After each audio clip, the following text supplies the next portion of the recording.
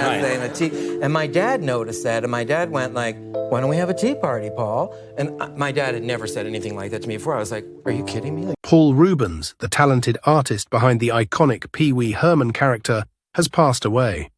The cause of death was cancer, something fans never expected as he had been battling the disease for years. Why did Paul Reubens choose to remain silent? How much pain did he endure while battling the disease? Join us on an emotional journey where all the secrets are revealed. If you like this legendary character, please leave a comment below. But before we get into the details of his passing, we must pay tribute to the extraordinary career in entertainment that brought Reubens fame. Join us as we explore the life and career of this pioneering comedian. First, let's learn about Paul Reubens' childhood. Paul Reubens' childhood. The beginning stages of In the year 1952, on August 27th, Paul Rubenfeld was born Reuben Reubens in the town of Peekskill, New York. He spent his childhood in Sarasota, Florida, which was also the location of the lamp shop that his Jewish parents, Judy and Milton Rubenfeld, called their own. His grandfather served in the United States Army Air Forces and the Royal Air Force of Britain during World War II. His father was a veteran of the war. After that, he went on to become a pioneer pilot with the Israeli Air Force, which he had helped build during the Arab-Israeli War in 1948. His mother was a career educator. Orthodox Jews were among the 5 Jewish pilots who covertly engaged in combat with Arab troops in fighter planes. He was one of the 5 Jewish pilots. Reubens' younger siblings are Luke, who works as a dog trainer, and Abby, who is an attorney and a board member of the American Civil Liberties Union of Tennessee. Reubens regularly traveled to Sarasota to watch the Ringling Brothers and Barnum and Bailey Circus throughout his formative years, which were spent in Oneonta, New York. It was the lively atmosphere of the circus that inspired his passion for entertainment, and it was this milieu that influenced his future endeavors. The fact that he watched replays of I Passion Lucy just served to stoke his fire for comedy and instill in him the self-assurance to make other people laugh. Reubens, who was only 5 years old at the time, urged his father to construct a stage so that he and his siblings could participate in and perform in plays. During his time as a student at Sarasota High School, Reubens was honored with the position of president of the National Thespian Society. This achievement serves as proof of his devotion and aptitude to participate in the performing arts. After that, he went on to appear in several plays with the Asolo Theatre, the Players of Sarasota Theatre, and the summer program that Northwestern University offers for high school kids who are bright. After graduating from high school, Reubens attended Plymouth State University for 1 semester before moving to Boston University. This occurred not long after he transferred. After being rejected by colleges and universities such as Carnegie Mellon and Juilliard, among others, he was finally able to acquire a letter of acceptance from the California Institute of the Arts. During the time that Reubens was in California pursuing his ambitions in the acting industry, he worked as a salesperson for Fuller Brush and in the kitchens of many restaurants. However, his humble beginnings didn't stop his rise to stardom. How did he shine? Get ready for an unmissable journey of discovery. First steps into the world of comedy. In the groovy 1970s, Reubens made his debut on the comedy scene. He was young and driven at the time. The audiences were pleased by his one-of-a-kind sense of humor, which he displayed in the local comedy clubs where he performed. It was, however, his earning a job on the renowned television show The Gong Show that proved to be his big break. Between the roles of hilarious Betty and Eddie, he and his comedy companion Charlotte McGuinness have impressed audiences on 4 separate occasions. Reubens, who was eager to improve his comedic skills, joined the Groundlings, a renowned improv comedy company headquartered in Los Angeles. The Groundlings are known all over the world. He devoted himself to improv for 6 years, during which he collaborated with notable individuals like Susan Barnes, Bob McClurg, John Paragon, and Phil Hartman, who passed away. The 2 of them worked together to produce stuff that was so humorous that it would make people laugh out loud. In 1978, during a session of improvising that was completely unplanned, the renowned Wee Herman persona was brought to life. The source of inspiration for this piece by Reubens, whose imagination was limitless, was a man who had the desire to be a comedian but was unable to pull off the performance. The audience was able to easily see through his hilarious character, and they were aware that he would never achieve success in the comedy profession. The writing talent of John Paragon brought Pee-wee's universe to life, while the intellect of fellow groundling Phil Hartman assisted Reubens in developing and improving the character. Reubens believed that Pee-wee was a unique work, generated from a collection of ideas rather than a single source of motivation, even though comparisons were drawn to some of the most well-known characters in the world, such as Tintin and Pinocchio. Additionally, Reubens' performance of Life with Father in 1970 was the first time that Pee-wee's unique voice was heard on stage. Even though he was placed as one of the play's most unpleasant characters, Reubens was able to find the perfect actor to depict his wonderfully weird invention. It was only the beginning of his journey at that point. Even though it was brief, his cameo appearance in the classic film The Blues Brothers in 1980 as a waitress was unforgettable. According to him, this was just the beginning of Wee Herman's spectacular rise to celebrity and the admiration of admirers all over the world.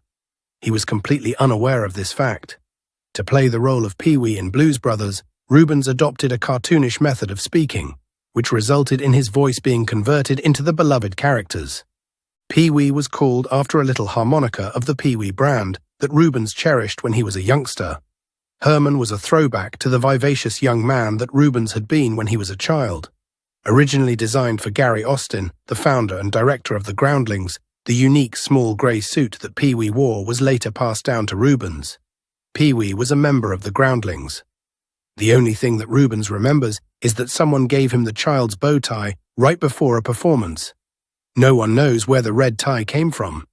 Reubens, on the other hand, had a memorable audition for the 1980-1981 season of Saturday Night Live as a result of the fact that he was matched with the comic Gilbert Gottfried. Considering that both of them were regarded as having comparable levels of performance, Reubens observed that it was difficult to hire both of them. The hunch that he had that Gottfried would be successful in obtaining the role was right. Reubens thought that there was a solution to the problem, as stated in an interview that he provided to the San Francisco Chronicle. This belief was based on the fact that Gottfried was acquainted with one of the producers. Despite being filled with contempt and rage, Reubens decided to take a risk by taking out a loan to debut his show in Los Angeles. The production would star Wee Herman, a character that Reubens had been working on for many years. As a result of the support that he received from other groundlings, including John Paragon, Phil Hartman, and Lynn Marie Stewart, Reubens relocated the Wee Herman show to the Roxy Theatre. At that location, it was performed for 5 months, during which time it attracted both adult matinees and midnight presentations for children. Following the show's debut in 1981 as a part of HBO's on-location series, it quickly gained a significant amount of popularity. Although Reubens was listed as Hamburger Dute, in the 1981 film Nice Dreams, he played the role of Pee-wee in the 1980 film Cheech and Chong's Next Movie. In 1981, he was featured in the film Nice Dreams. Although Pee-wee was referred to be the most peculiar comedian in town, his performance was still able to get positive feedback and an increasing number of followers. An unusual blend of cheesiness and coolness, of the past and the future he possessed, was something that he possessed. As Pee-wee's popularity soared, Reubens decided to step back from the limelight. This is confusing. Are you wondering like me? What is the reason for him to leave the stage? Let me uncover the secret behind it. Decided to withdraw from the limelight. Using the moniker Pee-wee, he was able to successfully conceal his true identity by participating in interviews and public engagements under the guise of something else. Through his painting, Reubens intended to convey the idea that Pee-wee was a self-sufficient and genuine individual. To disguise his personal life even more, he presented his parents as Honey Herman and Herman Herman. The decade of the 1980s saw Reubens take use of several opportunities to showcase Pee-wee on Late Night with David Letterman, which resulted in an even greater number of people becoming intrigued by the character. During this time, Reubens embarked on a traveling tour across the United States with his brand new show, The Wee Herman Show. Through its spectacular performances in 1984, the musical was able to win over audiences at the Guthrie Theatre in Minneapolis and Caroline's in New York City, among other famous locales. Carnegie Hall was one of the celebrated venues where the musical was played. Fate seemed to love Pee-wee because what happened next caused a big break in his career. What happened? Get ready for an unforgettable journey of discovery. Major career breakthrough. The Pee Wee Herman show's phenomenal popularity shocked Warner Bros. They couldn't help but contact Reubens for a potential new project after seeing how successful it was. A feature-length picture starring Pee Wee Herman was to be written by him. Because he is a brilliant artist, Reubens had a fresh concept in mind. The film Pollyanna was his favorite of all time, and he wanted to develop a new version of it. He immersed himself completely in the process of drafting the script. But in the middle of it all, something out of the ordinary occurred. A strange pattern at Warner Bros. Caught Reubens' eye. It seems like every single person was riding a bike. As a result, Reubens had a revelation and set out to write a new screenplay, teaming up with the brilliant Phil Hartman. The great work of Tim Burton happened to be discovered by Reubens and the creators of Pee-wee's Big Adventure. Particularly, his masterworks Frankenweenie and Vincent enchanted them. At that moment, they realized they had discovered the ideal filmmaker for their project. They needed someone with Burton's singular perspective and creative flair to give Pee Wee Herman's narrative life. The movie then began to take form. The plot centered on Pee Wee Herman going on an exciting quest across the country to recover his stolen bike. There was a lot of hope, and the film delivered. It became a smashing hit at the box office, earning an incredible $40,140,762 in the United States alone. With only $7 million to work with, it was an incredible feat. Reviews for Pee-wee's Big Adventure were mixed when it came out in 1985. While some were quick to laud its comic genius and endearing quirks, others were skeptical. Still, the film's legion of fans grew throughout the years. Many people throughout the globe come to love it and consider it a cult classic. The CBS network approached Reubens with a pitch for a cartoon series following the enormous success of Pee-wee's Big Adventure, but the idea was met with disapproval. Final approval to cast, produce, and direct Pee-wee's Playhouse, Reubens' live-action children's program, came from CBS in 1986. The show's budget was $325,000 for each episode, which is comparable to a primetime comedy. CBS gave Reubens artistic independence and only made a handful of small alterations during the years. Production got underway in NYC, with celebrities including S. Epitha Murkison and Lawrence Fishburne. Under the alias Ellen Shaw, Cyndi Lauper sang the opening credits.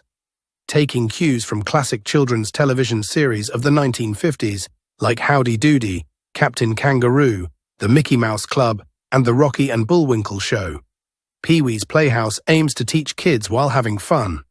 Despite being aimed at children, the show managed to attract both adults and kids in no time. Making Pee-wee an upstanding citizen who teaches kids the value of giving and receiving was Reubens' goal in developing the program. He thought the Playhouse was great for kids because of its bright colors and rapid speed, and it was great for parents because it made them feel nostalgic. In the exciting 1986 adventure Flight of the Navigator, Reubens provided the voice for the ship's computer. Reubens reprised his vocal performance the next year as Captain Rex, a pilot droid, in the thrilling Star Tours adventure. Fans of the Star Wars franchise were thrilled by this attraction, which was open at Disneyland, Disney MGM Studios, and Disneyland Paris. However, Reubens continued. His entertaining guest appearances included his popular character, Pee Wee Herman. He first became famous for his iconic role in Back to the Beach, when he wore the Pee Wee charm. Next, he made a special guest appearance on the iconic children's TV show Sesame Street, where his contagious enthusiasm was sure to put a smile on everyone's face. For Sesame Street and Pee Wee lovers alike, it was a real delight. After the tremendous success of Pee Wee's Big Adventure, Reubens teamed up with Paramount Pictures to create a sequel called Big Top Pee Wee. What did this collaboration bring to Reubens? Let's follow. Partnership with Paramount Pictures. On this occasion, he worked on the writing with the brilliant George McGrath, and the illustrious Randall Kleiser was at the helm. Nevertheless, the picture fell short of the standards set by its predecessor despite their best efforts. The critical reception was mediocre, and the film's $15 million in box office earnings were much worse. At the same time, Pee Wee's Playhouse was enthralling TV viewers. Pee-wee and his colorful pals entertained viewers with their whimsical world from September 13, 1986, until November 10, 1990. When CBS approached Reubens about a potential sixth season, he felt it was time for a break, even though he had originally promised to do 2 more seasons after the third. He has indicated that his stint as the beloved character was brief due to exhaustion from portraying Pee-wee full-time. He desired to investigate other concepts. The show's cancellation following 5 seasons was mutually agreed upon by Reubens and the network. There were 45 episodes in all, including a wonderful holiday special.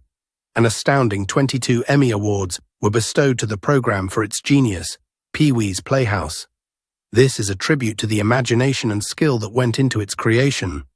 However, Pee-wee's life was not flawless. Despite his good fortune, Pee-wee has also struggled with controversy and legal battles. How has this affected his career? Read on to find out and see how he has dealt with these issues. Controversies and legal battles. Controversies and legal disputes dogged him, threatening to derail his career. Disputes and court wars. The lively Florida city of Sarasota was the scene of an unusual occurrence in July 1991. It was just another ordinary day for the famous actor Reubens, until destiny stepped in and changed everything. Unbeknownst to him, his excursion to an infamous adult theater would precipitate an unforeseen run-in with the cops. Suddenly, the theater was invaded by a large contingent of police enforcement officers, interrupting Reubens's film. Reubens was about to leave when he and 3 others were apprehended by a detective. Inquisitive about the person's identities, the investigator examined their driver's licenses. Suddenly, Reubens said, "I'm Wee Herman," his eyes betraying a trace of malice. It was an iconic moniker that millions could relate to, and the figure had provided happiness to innumerable kids. Reubens seemed to be trying to make atonement for the wrongdoing by offering to play at a children's event for the sheriff's office. A local journalist heard of Reubens's arrest the day after. When the reporter saw the name, she became quite interested. An opportunity presented itself, and Reubens' lawyer approached the Sarasota Herald-Tribune with a suggestion. If the narrative was withheld, Reubens would give the same advantage to the children. To rub salt in the wound, this was not Reubens' first brush with the law in this county.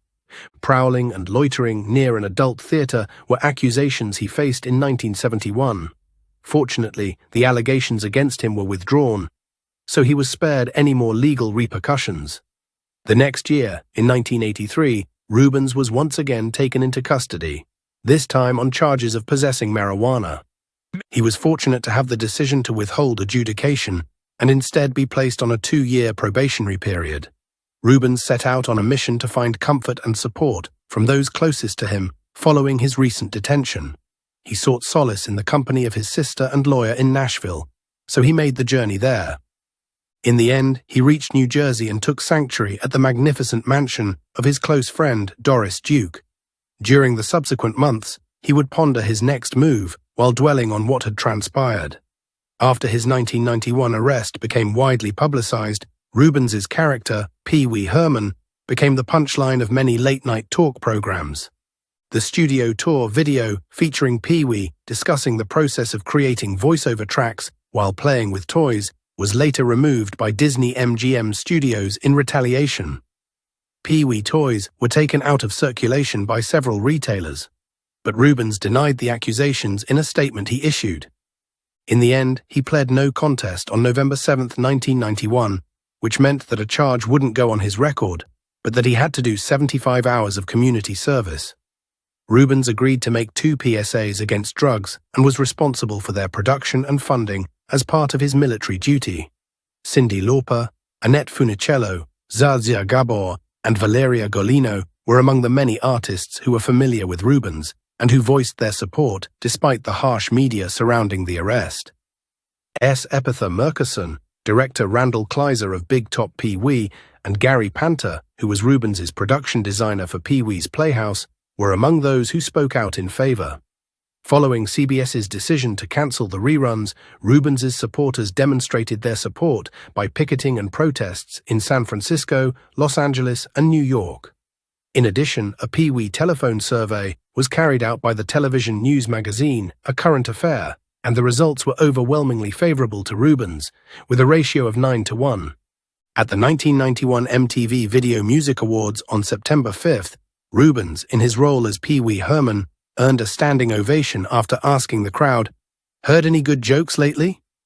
This came despite his decision to avoid interviews and talk show appearances after his imprisonment. Only in 1992, during a Grand Ole Opry homage to Minnie Pearl, did Reubens reprise his role as Pee-wee. The news broke to Reubens in November 2002 that the police had shown up at his house with a search warrant when David LaChapelle was filming the music video for "This Train Don't Stop There Anymore" by Elton John. Reubens was once charged with a misdemeanor for possession of obscene material. Did you know about this shocking event? What is the truth of the story? Let's find out. Reubens and the legal issue. Police were acting on a pornography case involving actor Jeffrey Jones. Among the massive collection of more than 70,000 items of tacky memorabilia, police discovered 2 low-quality videotapes and numerous photographs that the city attorney's office described as indecent. Reubens' representative at the time, Kelly Bush, disputed the characterization, claiming that the items were banned, Rob LBO's videotapes and a collection of vintage tacky photographs dating from 30 to 100 years old. Reubens later turned himself into the Los Angeles Police Department and was charged with a misdemeanor charge of possession of indecent material. The district attorney examined Reubens' collection and computers, but found no basis for felony charges against him. However, the city attorney, Rocky Delgadillo, filed a formal lawsuit against Reubens on the last day allowed by law. Reubens hired Blair Burke, a Hollywood-based criminal defense attorney, to represent him. In December, Reubens pleaded not guilty through his attorney, Burke. Finally, in March 2004, the actor's charges were dismissed in exchange for Reubens pleading guilty to a lesser charge. As part of his sentence, Reubens was required to register his address with the sheriff's office for the next 3 years. Additionally, he was prohibited from being around minors without the express consent of their parents or legal guardians. Throughout this ongoing legal matter, Reubens spent 2 years in Sarasota, Florida, taking care of his father, who was terminally ill. Unfortunately, his father passed away in February 2004 after battling cancer. Despite the unfortunate incidents in his life, Pee-wee was not the one to give up easily and come back after legal issues. Following his arrest in 1991, Reubens adopted a more discreet lifestyle, focusing on his writing and collecting various items, ranging from fake food to lamps. By the time of his arrest, Pee-wee's Playhouse had already concluded. Reubens attributed his decision to not pursue a 6th season to an overworked crew and a decline in the show's quality. Despite the show's popularity and extensive episode count, CBS decided to cancel reruns on July 29, 1991. In 1993, Reubens began dating actress Debbie Mazar, and attending film premiere together helped him overcome his depression stemming from his arrest. However, Mazar clarified that their relationship was never consummated. Return, Reubens received recognition and an Emmy nod for Outstanding Guest Actor in a comedy series for his recurrent performance on Murphy Brown in the middle of the 1990s. This was his first nomination that was not for Pee-wee, but it was still sufficient to earn him the nomination. Reubens' next major step was to participate in the production of Meeting the Muckles, which was based on the play You Can't Take It With You and was produced by NBC. During development, the program ran into many issues, which ultimately led to its cancellation. Reubens' ideas, which were becoming increasingly complicated and expensive, were the reason for these issues. Philip Rosenthal speculated that the poor response from NBC may be attributed to the fact that Reubens was on a blacklist. By the year 1999, Reubens had already begun doing publicity for the film Mystery Men by participating in interviews and making public appearances. One of the most notable appearances that year was on The Tonight Show, which is hosted by Jay Leno. In addition to that, he performed a role in the Western film South of Heaven, West of Hell, which was directed by Dwight Yoakam. He was a rapist and another killer. Reubens appeared in cameo roles in a variety of different productions during his career. As a result of his work as Citizens Patrol member Rick on the critically acclaimed sitcom Reno 911 on Comedy Central, He appeared in a cameo role in the film Reno 911 Miami in the year 2007. In the same year, he played the role of the competitor in a humorous soapbox car race that was included in the music video for the song Steady As She Goes by the Raconteurs. Reubens was honored with his homage during the San Francisco Sketchfest in 2007, as he was having a conversation with Ben Fong Torres about his art. Unfortunately, his sitcom Area 57, which he produced with NBC and was centered on an alien with a passive-aggressive disposition, was not renewed for a second season. The show was in the process of being developed. Reubens did make an appearance on the popular NBC comedy 30 Rock, although Tina Fey cast him in the role of an Austrian prince with a rich family history.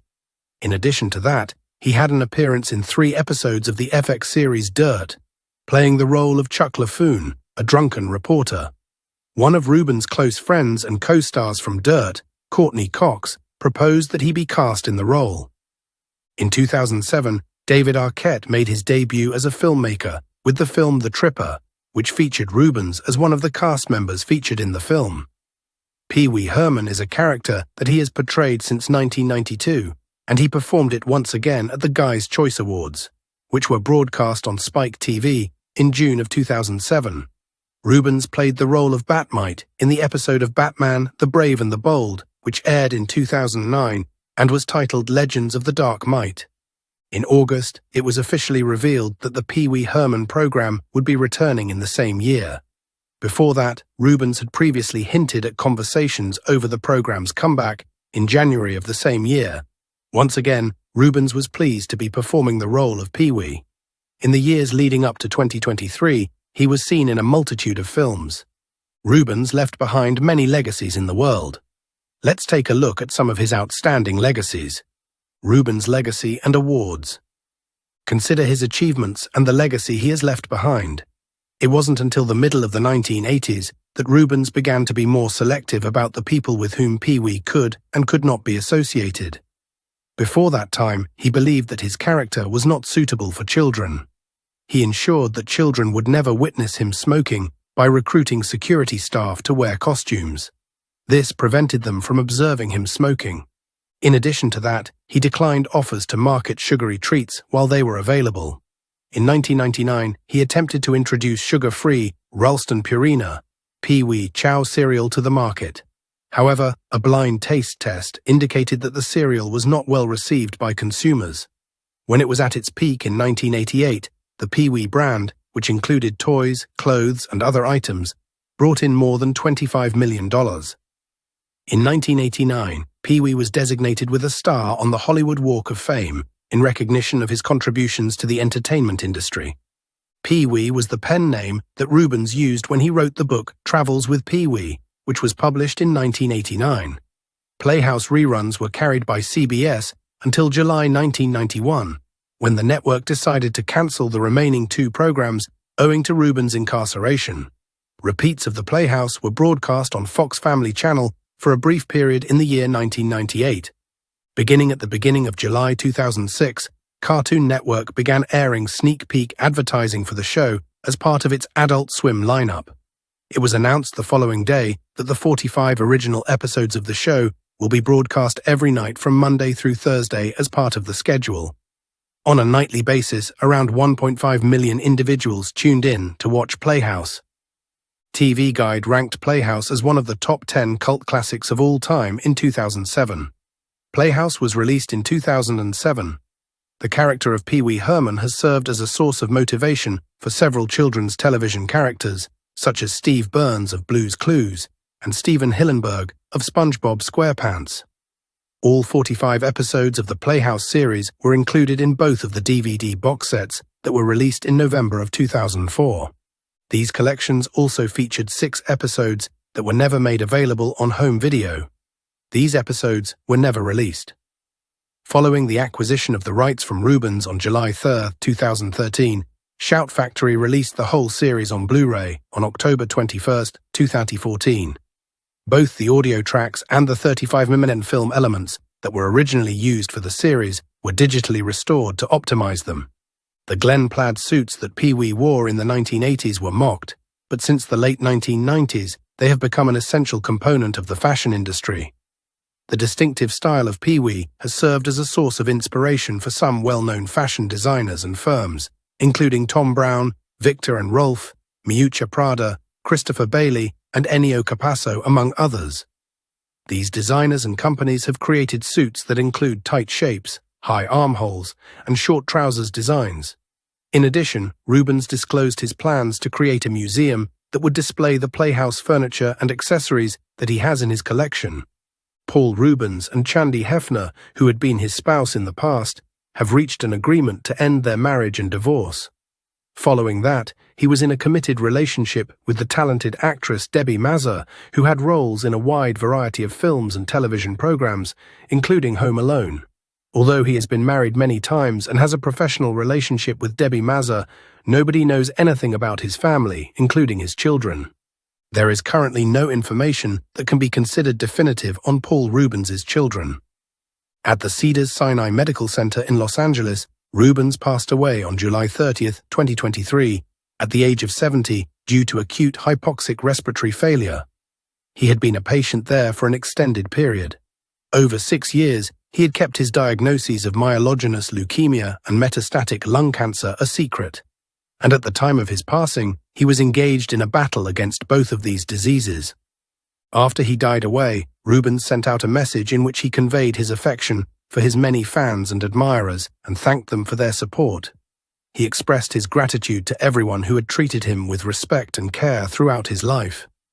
Following the cremation process, Reubens will be laid to rest in the Hollywood Forever Cemetery next to his grave. What do you think about this talented and somewhat infamous star? Share your thoughts in the comments section below. Don't forget to like the video and subscribe to the channel for more interesting videos. Thank you and see you in the next videos.